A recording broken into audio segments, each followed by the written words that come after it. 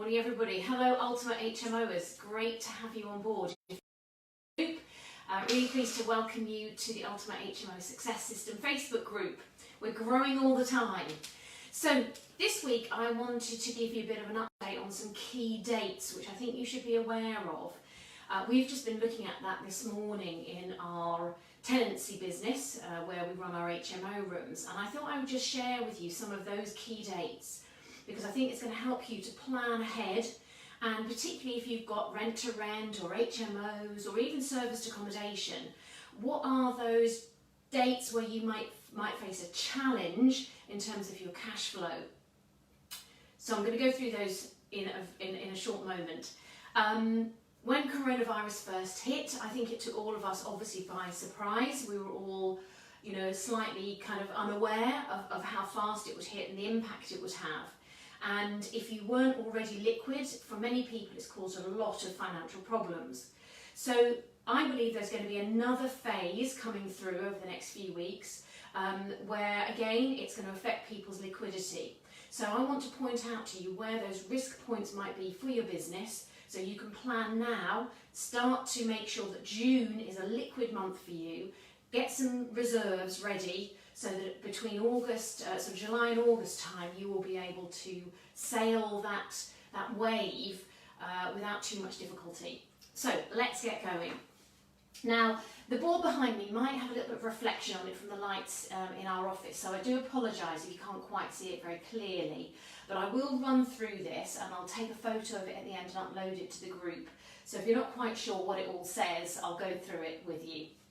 So what I've done is I've created this chart. I hope you can see it all, and I've got some key dates, key months and key dates. And what I've looked at is really two of the key schemes that affect us as landlords. One of them is the furlough scheme. Now you might not employ anybody yourself, you might not have any impact from the furlough scheme, but your tenants may well. They either may be on furlough or their employer might be considering furloughing them. So I'm going to run through the furlough scheme first, and that's in purple. Okay, I've colour-coded it all to make it easy for me, if not for you, to read. And then I want to talk about the new announcement made by Robert Jenrick, who's the Housing Minister, last Friday about the extension to the ban on evictions. And I'll talk a little bit about that as well. And then thirdly, I just want to mention some of the key economic data, which I think it's really important as a property investor to be aware of. You'll hear it coming through on the news, of course, but I think we should all be aware of what's happening in the wider sort of economic, how that might impact us as a property. So first of all, let's start with June. So from June the 10th, which is tomorrow, that is the last day that employers have to furlough their staff. So if they haven't already furloughed a member of staff, tomorrow is the last day that they have to put that member of staff on furlough. Otherwise they can't benefit from the coronavirus job retention scheme. I'm just going to do the purple to start with. You have to have a 3-week minimum furlough. 30th of June becomes that date. That is the 3 weeks minimum furlough period from the 10th of June. So all staff who are going to be furloughed have to be furloughed by the 30th of June, and you have to make that decision by tomorrow. So I think tomorrow we may start to see some tenants who are being told that they are going to be furloughed, and the furlough doesn't necessarily have to happen immediately, but they need to have the employer needs to make that decision so that the 3-week period can occur before the 30th of June. Now that means on the 1st of July all the people who are furloughed can only be the current furloughed staff. In other words, you can't put on new furlough staff. From the 1st of July, no new furloughs can begin. So you'll know in the next 3 weeks whether you're going to be furloughed or not, and in fact you should know by tomorrow, because there's other HR processes that need to take place for it to happen legally. The other change though that's going to be happening in July is that furloughed staff can work part-time. So they can go back to work part-time and be paid normally for part-time hours, and their other hours can be paid by the furlough scheme. So the government have introduced a bit of flexibility there. So you might have tenants who are currently furloughed because at the moment it's kind of all or nothing, but from the 1st of July they might go back to work part-time. And the furlough will continue to pay the extra hours that the employee is not working. Now, as of the 1st of August, this is quite a key date because the 1st of August, the government have said that they want employers to pay national insurance and pension.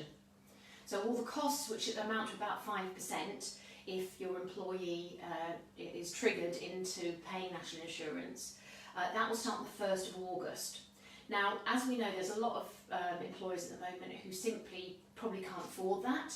If they're in hospitality or catering or maybe tourism or leisure, they might decide they actually can't keep that member of staff on.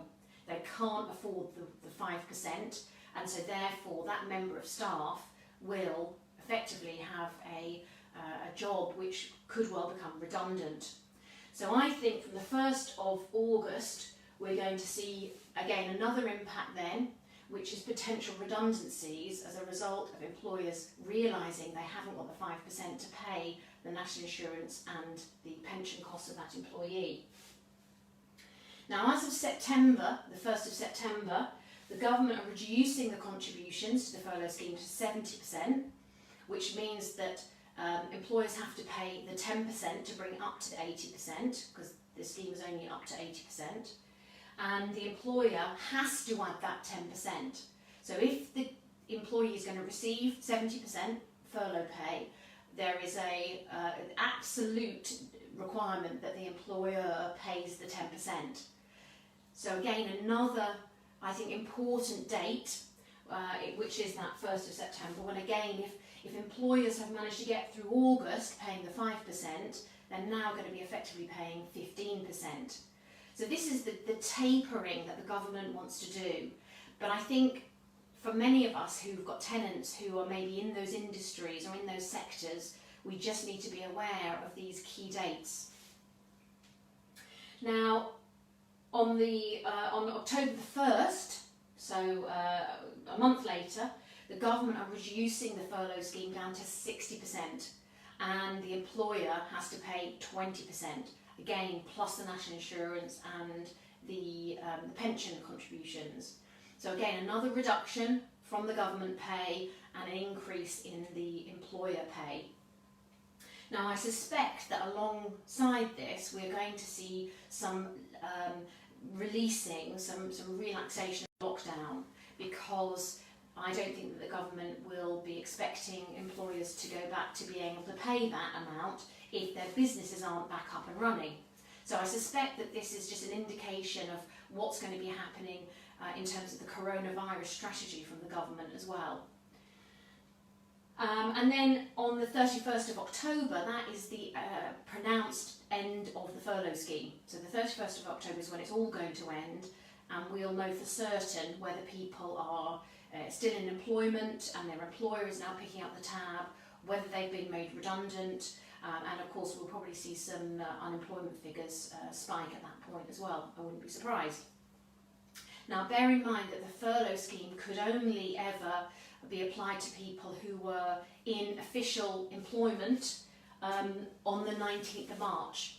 So this only applies to people way back from the 19th of March who were in that level of employment and were able to access the scheme through their employer. So you might not be an employer, and that's absolutely fine, or you might be an employee and this might relate to you too. You might be investing in HMOs, as a sideline, so it might affect you in both ways. So it's just important to have this as a planning guide. Just a couple of facts here. 8.4 million people have been furloughed by the scheme so far, and it's helped over 1 million businesses. There's a lot of debate about it, and I'm not going to go into the debate here about whether it's been effective and the right thing to do, but it's affected by the furlough scheme. So the second thing that we need to plot into this timeline on this chart is the changes that were announced last week about evictions. So we know already that until the 25th of September, you have to give 3 months' notice. So if you're going to evict your tenant, you've got to give them 3 months notice. So let's say I was going to evict my tenant on a Section 8 or a Section 21, depending on the grounds. I would have to give them, and today's the 9th of June, so I'd have to give them 3 months notice actually from tomorrow for them to, for that notice to expire before I could then escalate it to a court hearing. So we know that we've got 3 months notice that we have to give up until the 25th of September. But when that was originally announced, that was due to end, and what was going to happen was that you would still give 3 months notice, but then you would be able to escalate it and go straight to the court system.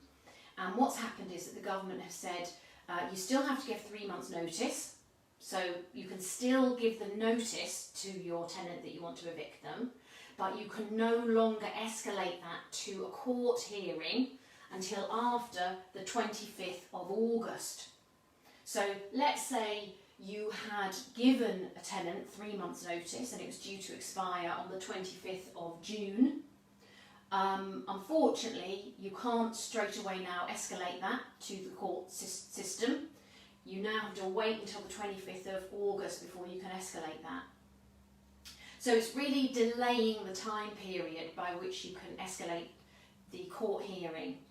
And we've got a guest speaker coming onto the group this week on Thursday at 1 o'clock who's going to talk about the whole process of using the courts and evicting tenants and collecting bad debts. So I think that's going to be really helpful. That's a guy called David Asker from the High Court. He's a sheriff from the High Court Enforcement Agency, that's what it's called. So we've got these key dates in now, and some of the other dates that you might want to look out for your own interest, which I put into orange because they're interesting, but they're probably not so, don't have so much of an impact on your business. 16th, 17th and 18th of June, all key dates because we have the unemployment figures that will be coming out, inflation figures, and then the interest rate meeting. So the Bank of England Monetary Policy Committee meets on the 18th and they'll be releasing the latest interest rate, which I don't think is going to change. So I don't think there's any news there really, but it's just worth knowing. And then on the 30th of June, we've got quite a lot of reporting going on in June. 30th of June, we've got Nationwide's annual house price data that will come out. So it'll show what's happening in house prices for the last month and also for the past 12 months, which is often a good indicator of what's happening.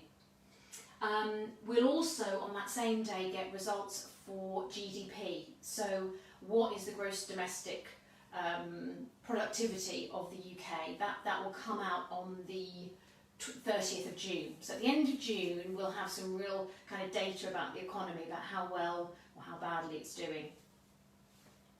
So what does this actually mean for us as landlords? What do we need to look out for? Well, I've called this first wave, second wave and third wave, and I think these are the key periods of time that you should be thinking about in terms of your business and planning for your business.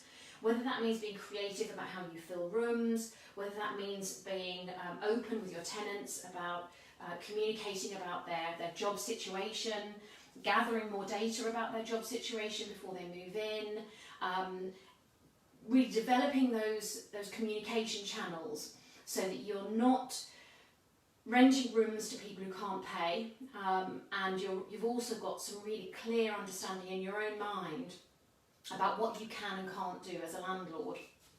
So the first wave, I think, will be between July and August, and what I've said is that I think this time will be a time when employers are thinking ahead to the 1st of August, when they will have to pay the national insurance and the pension.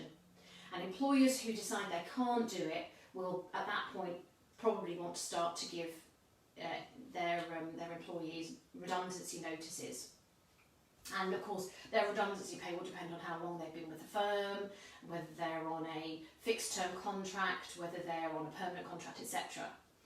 So I think that first wave in July we'll start to see some some changes there. In August, I think we'll see a second wave because employers may well start to try and pay that 5% and they may believe they can get through that first month. But of course, in September, they then have to start to pay 10% of their employer's salary. And for many industries who may not be open at that stage, and we don't know whether they're likely to be open or not, hopefully they may have come back, but there's probably still going to be some significant job losses. So I think the second wave that we have to be mindful of and look out for is in August. And then the third wave is going to be the September wave, when maybe businesses are now up and running, things are kind of a little bit more back to normal. I think we'll see hairdressers and shops and lots of other businesses reopening. But of course there's still question marks about schools and about childcare. And of course we know all these things really affect the people who are in those industries. If you can't have childcare, that can be a problem going back to work. Now, for most of our HMO tenants, they don't have children, and it's probably the same for yours. And if they do, those children live with their other parent in a different home. So it probably won't affect HMO tenants too badly, the situation with children. However, it still has an impact. And then the third wave, which will go up to the end of October when furlough ends, will be the time when the government reduces their input to 60%. So first wave July to August, second August to September, third September to October. So what would I recommend? Well, I think first of all, be really clear in your own mind what occupancy rates and voids you've got right now. Which of your rooms do you really need to fill? What are your processes for filling those rooms? Get your occupancy rate as high as you can, but be very mindful of the risks that your tenants may well be giving to your business if you're not certain that they're the right tenants for you. Sometimes the cost of evicting a tenant and collecting the debt that they owe you can be much more than the loss you would make if you didn't rent that room out in the first place. But you have to weigh that up, because even sometimes having a little bit of rent from the room, even at half rent, it certainly can allow you to have some cash flow, even if you're not getting as much as you would like ideally. There's lots of other ideas on the group about how you can manage at this time, and we've put together our coronavirus help package, and so please do feel free to download that if you haven't already downloaded it. If you've got questions about practical, tangible suggestions, things that we're doing in our business, things that you can do to put them on the group as well. But today I wanted to go through those dates so you are clear in your own mind what those key dates are, what you need to be planning for and looking out for, and some of the ways in which you can mitigate some of those problems and hopefully have as few losses as you possibly can. Speak to you all very soon.